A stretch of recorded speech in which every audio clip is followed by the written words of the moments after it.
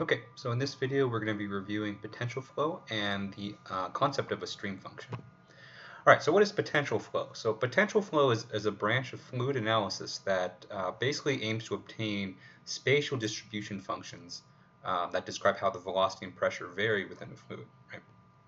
So these are very detail-rich functions, and so what we're basically looking to obtain is basically two functions like u of xyt and v of xyt. Okay, so where those describe the x component of velocity and the y component of velocity at all spatial locations within a domain.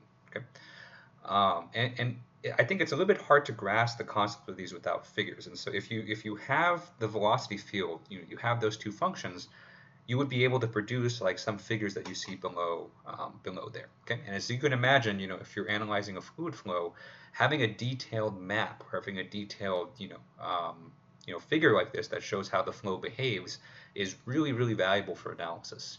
For no matter kind of what you do, for whether you're working on small flows or aerodynamics, this is a great thing. So potential flow is kind of one way to obtain this. It's not the only way, but it's one of the more simple ways to do it. So this kind of notion of a velocity field function is maybe different than maybe what you've seen from Bernoulli or control volume analysis, but it still has to follow the same laws, right? So namely, it has to satisfy conservation of mass. But because our functions here take the form of, well, a function, we have to define conservation of mass in a little bit of a different way. And so one way that we can do that is through the following differential equation, which basically states that the divergence of the velocity field has to equal 0.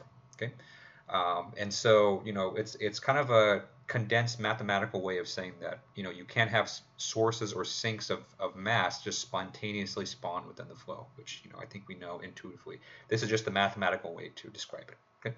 And I will note that these forms of conservation of mass are only valid for an incompressible fluid. And so if you have a compressible gas, the density here also would make an appearance, but we're basically assuming that the density is constant, and so it kind of factors out of this equation. Okay, so knowing that our velocity field has to satisfy conservation of mass, we can define kind of a special function kind of based around this. Okay, and the reason we kind of do this is velocity is a vector quantity, so you need to compute all of its components to fully specify the flow field, and so that in 2D that means you have to solve for x and y, and in 3D it becomes worse when you have to x, y, z. And so generally speaking, if you're going to be working with these kind of vector equations, they are quite cumbersome to deal with, especially when you start to factor in conservation momentum, all those other things, right?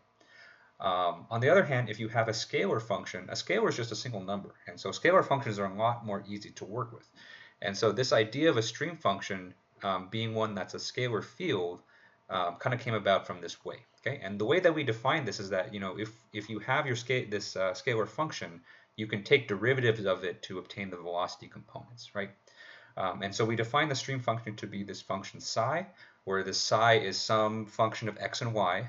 Let's just consider a steady case for now, okay?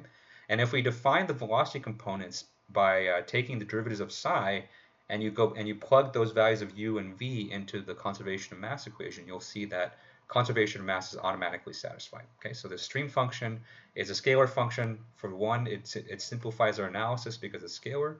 But two, in the way that we define it, we kind of get conservation of mass automatically, which is a great thing. Okay. Another nice feature of the stream functions is that if you plot it, and so the stream function it's a function, and so you can plot it as a function of x and y. What you'll see is that stream functions of constant value end up being the streamlines of the flow. And so if you set the stream function equal to some number, say 5 or something like that, and then you plot that in the xy plane, then you can actually see the evolution of the flow field, which is really, really cool.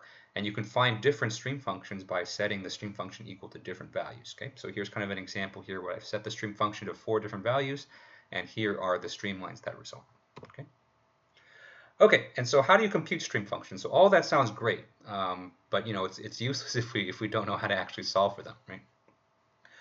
And so to find valid stream functions, one way we can do is we have to define an equation that governs this behavior. Okay, and one way that we can do this is we can enforce the flow to also be irrotational. Okay.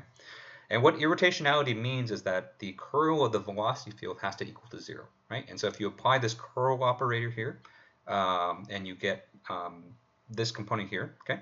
And if you plug in for v and u for the stream function representations, you end up with this scalar differential equation right here, which is a special equation known as Laplace's equation, okay? And so this is a little bit difficult to appreciate if you haven't taken a PDEs class, but this Laplace equation is one of the very classical PDEs, and it's one that we understand really, really well. And so there are a lot of documented solutions, a lot of documented methods on how to solve this. Typically, you're not going to be solving this by hand in an introductory fluids class, but we will be showing some functions that do satisfy this equation, okay? But getting the Laplace equation here is a very significant result because it helps us, define these stream functions in a very convenient way.